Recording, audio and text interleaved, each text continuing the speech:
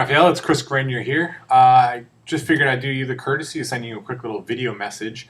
I got your email this morning with a couple of really good questions, and I could write a novel-long email in reply for you, but I figured I'd give you a quick little video reply, and it's always good to put a face to the name as well, too. We'll kind of jump right into it in terms of your general questions. I know you were mentioning Miami and one of your reasons being the tourist area. Now, obviously, everybody in the entire world knows Orlando and Kissimmee, home to Walt Disney World, obviously, Universal Studios, SeaWorld, Legoland, and all of the huge tourist attractions we have here, being the #1 tourist attraction in the entire world. So, alongside of the millions and millions of tourists that we receive every single year and the billions of dollars of economic activity that arise because of that, Orlando is actually a very, very young and up-and-coming city in America in terms of its infrastructure, when it comes to new hospitals being built, new sports arenas being built. There's actually 3 new sports arenas in the past 5 years that are built here. We have the largest university in the country here, University of Central Florida. We have multiple new elementary schools, high schools, as well as all of the little things that go along with that, such as high-end shopping plazas, new apartment complexes, new condo complexes, thousands of new real estate developments being built. But that's all to handle the increasing population. Now, even though there's a lot of new properties being built and a lot of houses being sold, there's still an incredible demand here for rental properties. Because in Orlando, the housing crisis caused a lot of prices of properties to absolutely plummet in 2008, 2009. And in 2010, when we were at the absolute bottom of the market, that's when the most opportunity was. Now, 3 or 4 years later, prices have gone up. They've gone up about 20 to 25% in the past 18 months here in Central Florida, which is Orlando, Kissimmee, about 40 square miles around Orlando. But the opportunity is still there for a great deal because prices dropped so far in 2008, 2009, that you could still buy properties that are 40 to 50% below their previous value. So the opportunity is still there to grab a great property at a fantastic price and still get a good rental return on it. Now, for your immediate questions that you mentioned here, is there a possibility to get a loan for a foreigner? The short answer is yes, but the long answer is I wouldn't advise trying to get a loan for a foreigner, because what's going to happen is it's a super long, drawn-out process, and the rates are absolutely bananas, in my opinion, when it comes to what you'll be paying on the mortgage itself. So if you're paying 7, 8, 9% on a mortgage, you're really kind of shooting yourself in the foot, especially when you have the opportunity to buy a cash property. So can you get a mortgage? Yes. Would I advise it? No, just because the rates are just astronomical and it's going to cost you so much more in the long run. A costing table for buying real estate in the Orlando, Miami area, including taxes, agency fees, et cetera, all the legal jargon. So you have 4 main costs in cost of ownership and property here in the States. One is your property taxes. Everybody pays property taxes if you own land here in America. In Orlando, the rule of thumb is 1 to 1.2% of the value of the property. So if you buy a $100,000 house, you guesstimate about $1,000 to $1,200 a year in property taxes. Those are paid once a year. The bills come out in November, and they're due at the very latest in April. But the sooner you pay it, the cheaper it is, because there's a 5% discount every month if you pay it early. Another fee, a cost that's associated with it, is your property insurance. For the sake of argument, let's just say a $100,000 house again. Your property insurance, which will protect you from all of the acts of God that could happen to the property, would be about $500 to $600 per year. Another fee, depending on exactly where the property is, there might be a homeowner association attached to the property, which is sometimes if it's in a gated community, or if the community has things like a community swimming pool or playground for the kids, nice landscaping to kind of keep the area nice and the values of the property up. And that could vary. That could be as little as $20 a month to as expensive as $200 a month, depending on the amenities the community offers. Now, if we're strictly talking an investment property here, you want to really look for a community that has as low as of an HOA as possible, because that's going to obviously cut greatly into your capital return. And then finally, your property management fee. That is the fourth fee that you could associate with the property, and that is the rule of thumb, 10% of your rental income. So again, just using an even figure, $1,000 a month, your annual property management fee will be $1,200 a year. But they take care of everything for you. And we do offer a great property management company called Rentals Orlando, and they specialize in foreign investors.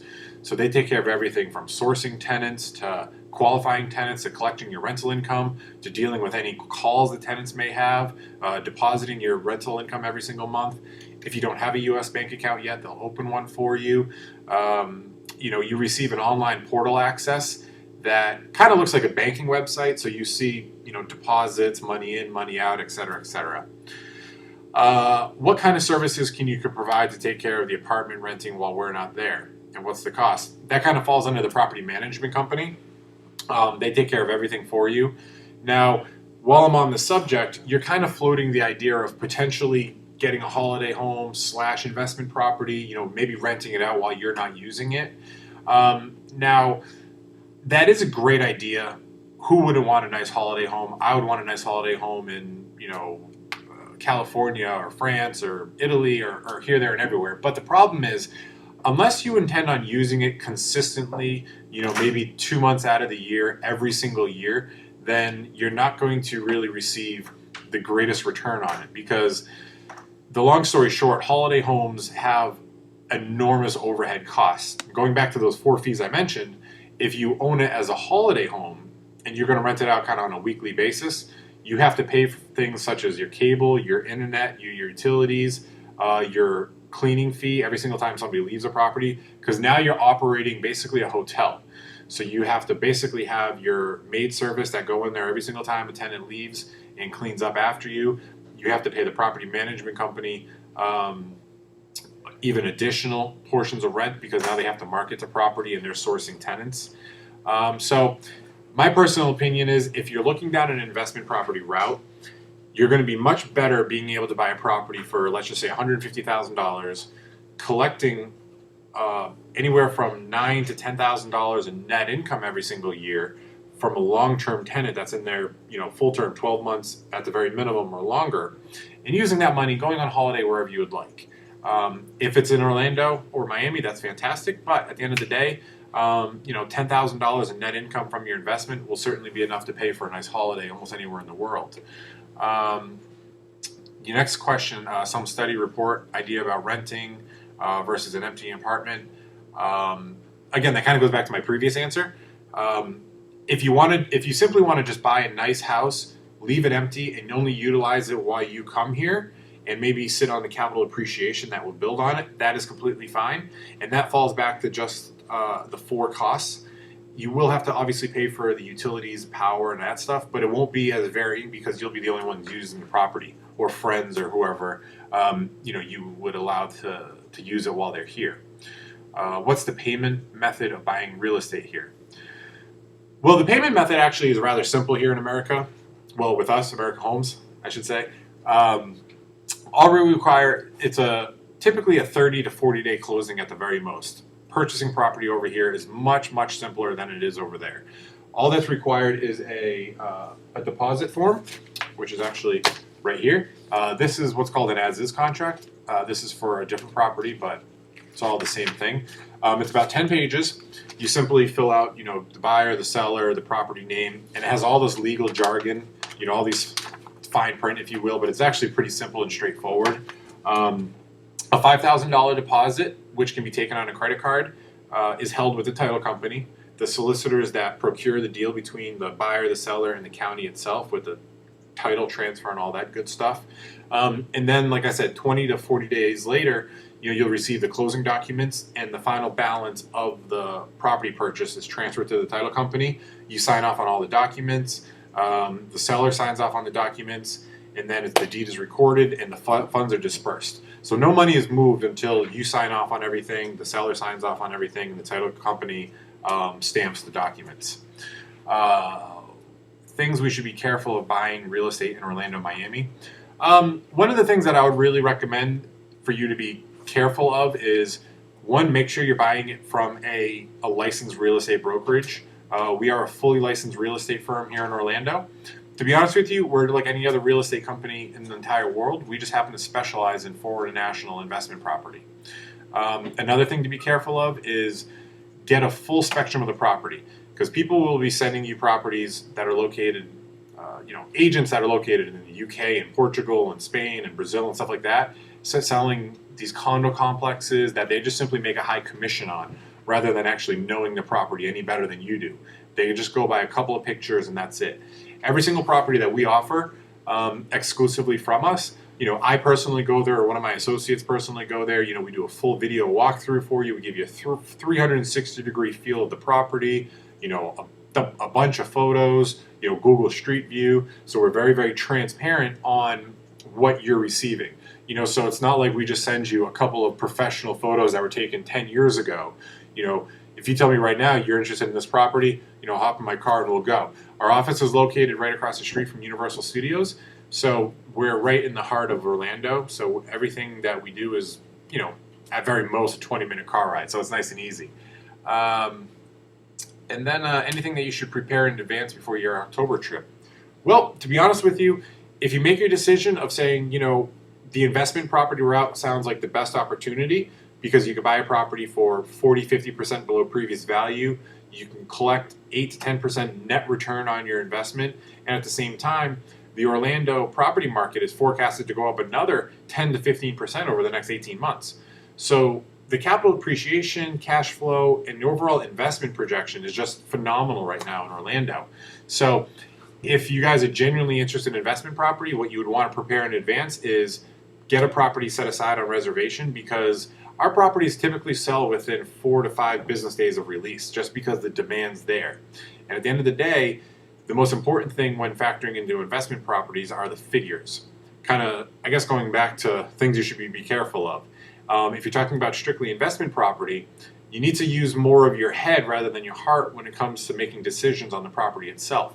Because the property might not be overwhelmingly appealing to you. It doesn't have a gorgeous swimming pool and a huge yard and a movie theater and stuff like that. But if it's a property that was sold for $250,000 8 years ago and it's available now for $105,000, that's where the opportunity lies. With tenants in place paying you, $1,000 a month, it's a great investment opportunity. So I hope that answers most of your questions. I'm also going to send you some links on Orlando and just how much it's been growing over the past, not only 5 years, but the past 1 year alone. Things are just blowing up here. We're receiving billions and billions of dollars of stimulus from the government and local investors as well, too, that are building the world's largest Ferris wheel, world's largest roller coaster. There's over 40 new restaurants that are being built within a 10 square mile radius here. Along with, obviously I mentioned, there's a brand new sports arena being built for the Orlando Soccer Club, the Orlando football team. There is a brand new $250 million Dr. Phillips Performing Arts Center going up, which is in Orlando, right in the heart of downtown, and so many other things that are causing so much stimulus in this area that are just absolutely exploding the job opportunities. Rental income is going up.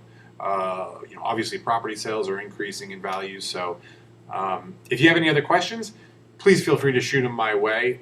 You can reach me on my office line at 407-730-9330. Obviously, you have my email address. My Skype as well. I'm imagining you guys use Skype. It's cj.grenier at Skype.